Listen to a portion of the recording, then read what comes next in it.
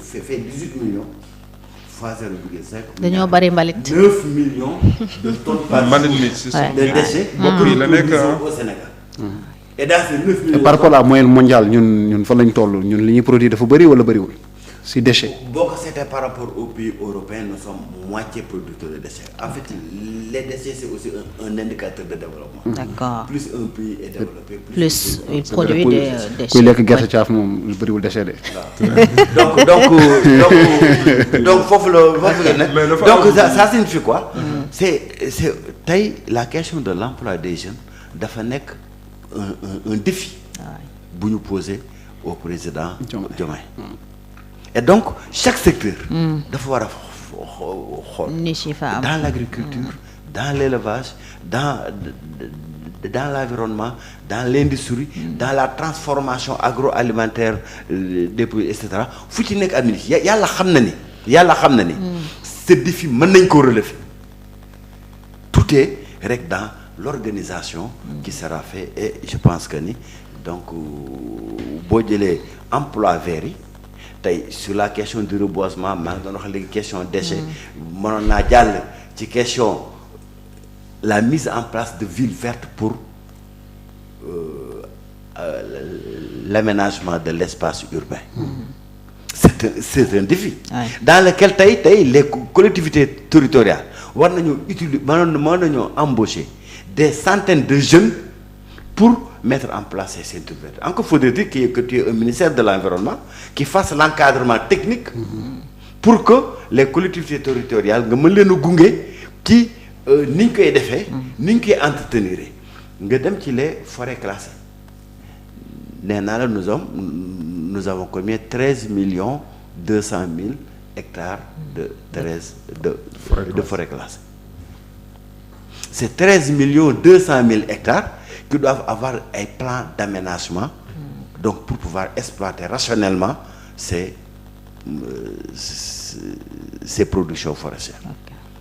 Une bonne partie des jeunes ruraux te mën nga leen dugal dans ces circuits de l'exploitation et de la valorisation des produits ligneux, des produits forestiers de cueillette pour que ñuy am ay millions ci seen terroir yi ñu dëkk ils n'ont pas besoin ñu ñëw Dakar di fi ambulant. Mais encore faudrait-il que nga mën a accompagner la collectivité territoriale accompagner les villages yi nga xam ne ñoo nekk à côté de la forêt classée pour defal leen ay plan d'aménagement yoo xam ni dañ ci gis seen bopp bu baax a baax du amati ay bandi laa leen di wooye yoo xam ni dañuy dem dugg ci forêt classée bi dagg lépp lu fay ven jaarale ko Gambie ñëw exporter ko en Chine. Mais docteur li ngay wax nii c'est tellement limpide ça a l'air tellement facile.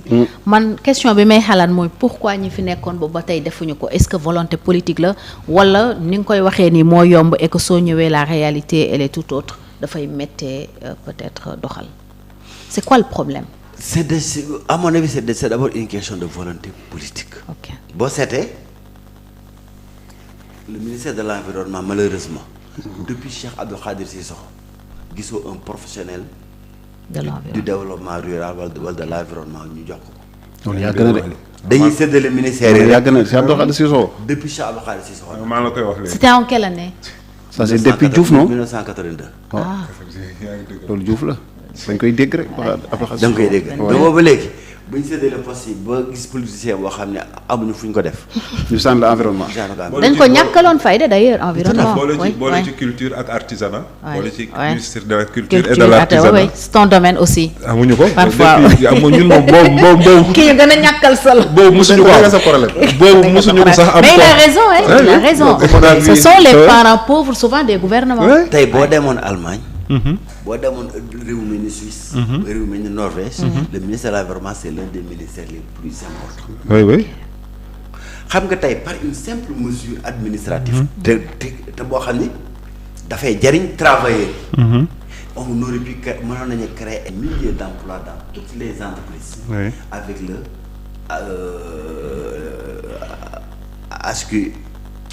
HQSE. mooy la qualité de l'environnement boo xam day participer ci sécurité travailleurs ya fa nekk. di seen sécurité environnement. day participer ci sécurité environnement bi nga xam ne ci la entreprise boobu nekk. d'accord. jëlal ICS. tey seen émanation de produits toxiques yi mais dafay rey. ñi nga à petit feu. population bi nekk aux alentours. les populations qui sont aux alentours. riveraines. et tu sais que le code de l'environnement nee na un établissement de classe 1 mënta nekk à moins de 100 mètres des premières habitations. et ça c'est notre loi. la loi actuelle. dafa ne un établissement classé mënta nekk à moins de 100 mètres des premières habitations.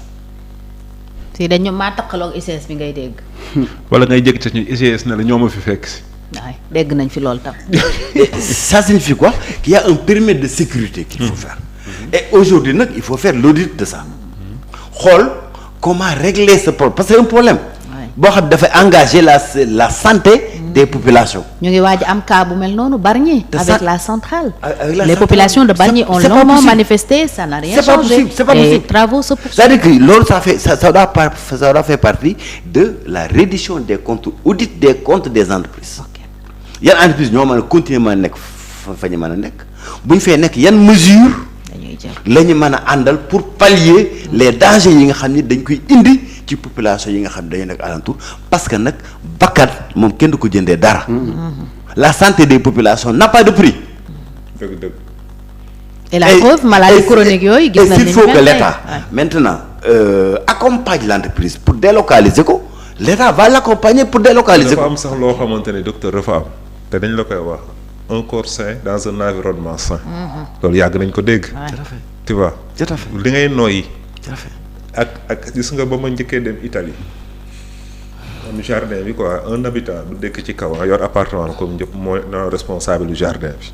damay wàcc di waxtaan ak moom mu ne ma boo bëggee am wér-gu-yaram mu ne ko mu ne ma ñaar ngay toppatoo li ngay noyyi ak li ngay lekk. li ngay lekk. fii de amuñu ci benn bu baax. donc entreprise bu am une certaine taille. Le ministre de l'environnement devait obliger cette entreprise-là mu am un responsable hygiène qualité sécurité environnementale. C'est combien de jeunes HQSE qu'on va embaucher dans les entreprises et qui vont s'occuper de ça parce que c'est une norme que toutes les entreprises doivent respecter. Donc il doit y avoir un spécialiste qui connaît ça.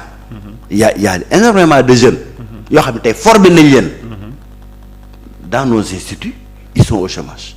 Pourquoi? Parce que cette question-là elle n'est pas prise en charge par le ministre de l'Environnement pour obliger les entreprises à respecter ces normes environnementales yoo xam ne dañuy bokk ci sécurité employés bokk ci sécurité ñi nga xam ni ñoo nekk aux alentours de l'entreprise mooy seen sécurité mooy seen santé. loolu l'entreprise a le devoir mu respecter les travailleurs. État dafa am droit devoir veiller ci loolu. Et c'est ça le rôle de la direction des établissements classés. La DEC. D'accord. bi nekk au ministère de l'Environnement. Il faut que ñu am des techniciens qui sont capables de le faire. Il faut qu'ils fassent respecter la loi. Il faut aussi que le ministre vraiment qu'on remette à jour donc toutes ces normes environnementales au niveau du code de l'environnement pour que véritablement et c'est ça aussi nag un pays. man lu ma gëm ci réew c'est de l'ordre d'abord. Il faut que réew ñu teg ko ci dëgg. teg ko ci ordre. C'est pas parce que je vais prendre un jeune boo xam dinaa ko fay 200 000 250 000 damaa bëgg économiser boobu poste en violant la loi le ministre de l'Environnement waru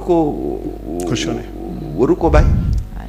C'est important parce que sinon li taxoon sànq ma naan état bi dafa am mais même intérêt dafa am devoir mais intérêt parce que Cheikh ce n'est pas intéressant de se retrouver avec des milliers de malades du cancer des milliers de malades d'autres choses maladies chroniques yi dafa bëri et faut pas que ñu génnee ci entreprise yooyu parce que ñi dëkk Tëngéej ñi dëkk Bargny ñi dëkk fële Mbao dend ak ICS ñi dëkk Thiès ñooñu ñëpp mais boo defoon tey nga revisiter les statistiques nga xool les maladies chroniques fan la ñu jugee soo moytuwul loxo entreprise yooyu di nga ko téye ci gox yooyu.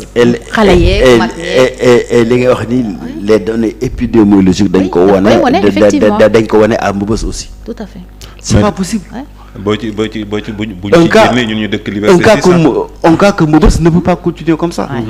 chaque timis ñu jël mbalit mi lakk ko. population yi nga xam ñi nekk autour. noyyu ko tey boo demee dans le centre de santé de Kër Massar les maladies pulmonaires chroniques. surtout chez les jeunes. mais dafay évoluer fatalement en cancer du poumon.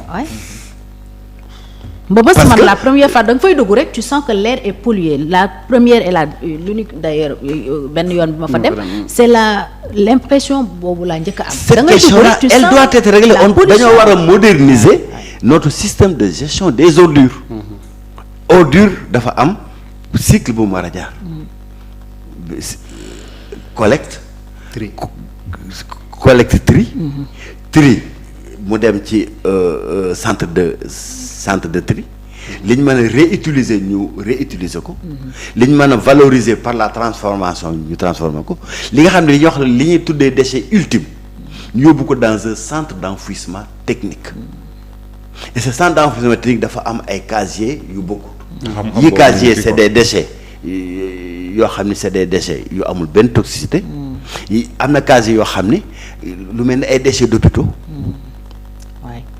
lu mel ni ay déchets yoo xam ne dañoo jógee ci ay piles électriques et cetera. donc foofu lañ ko yóbbu parce que c'est des déchets yoo xam ne dañoo dangereux. lépp lu jógee ci hôpital. dafa war a jàpp un circuit particulier mais tey day gis les agents de UCG. bu ñëwee lépp la ñuy boole. c'est ça. alors que ay contamination yu grave mun na am foofu. il y a des restes humains. qui sont mélangés avec les déchets ordinaires. effectivement. lépp ñu dem tuuri Mbeubeuss. après lakk ko nit ñi nooyi ko. les hôpitaux seen coût de fonctionnement. daf cee war a bokk. des centres d'incinération. buñ ko mënta am ñu am une filière des entreprises particulières. yoo xam ne ñooy def boobu circuit. dem dans les hôpitaux les postes de santé. ramasser les déchets biomédicaux noonu la ñu leen di wooye mu am ay entreprises yu privées yoo xam ni da nga naan tant de kilogrammes laa am. ñu fayee ko la sa tant de kilogrammes. loolu donc incinérer la ko.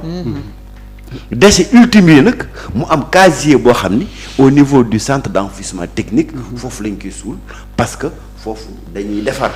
le substrat mooy li ñuy lal ba imperméabiliser ko ba loolu même bu tawee ci kawam donc du mën a percoler pour contaminer la nappe. c'est très important. Il y a beaucoup de choses, Cheikh, à revoir dans ce pays est à réorganiser, je pense, de fond en comble.